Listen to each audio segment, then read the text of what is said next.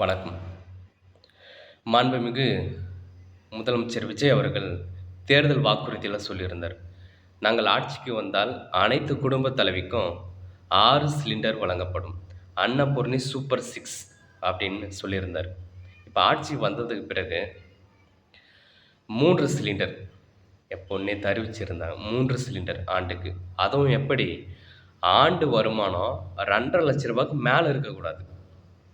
Condition போட்டிருக்காரு நம்ம sir இப்போ. அனைத்து குடும்பத் தலைவிகள் ஓட்ட வாங்கி ஜெயிச்சிட்டீங்க. ம்.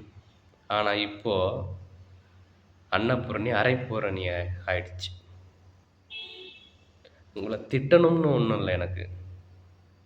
பரந்தூர் விமான நிலையம் ரத்து பண்ணியிருக்கீங்க. அதுக்கு என்னுடைய நன்றிகள், பாராட்டுகள். வேலையில்லா பட்டதாரிக்கு ரூ. 4,000. ஒவ்வொரு குடும்பத் தலைவிக்கும் ரூ. 2,500. அதுவும் அனைத்து குடும்பத் தலைவிக்குன்னு சொல்லியிருக்கீங்க தேர்தல் வாக்குறுதியில. அதுவும் அனைத்து குடும்பத் தலைவிக்கும் 2,500 இல்ல இதே மாரி ஒரு கண்டிஷன கொண்டு வருவீங்களா? ரூ. 1,00,000க்கு ஆண்டு வருமானம் கீழ இருந்தா அவங்களுக்கு ரூ. 2,500 மாதம். கண்டிப்பா அறிவிப்பாங்க இவங்க. இவரு அடிச்சு விட்டாரு தேர்தல் வாக்குறுதிய. நிதி சுமைய காரணம் காட்டுறீங்க. அது ஆட்சிக்கு வரதுக்கு முன்னாடி தெரியாதா? தமிழ்நாட்டின் நிதி சுமை எவ்வளோ இருக்கு? நம்ம குடுக்க முடியுமா? முடியாதா?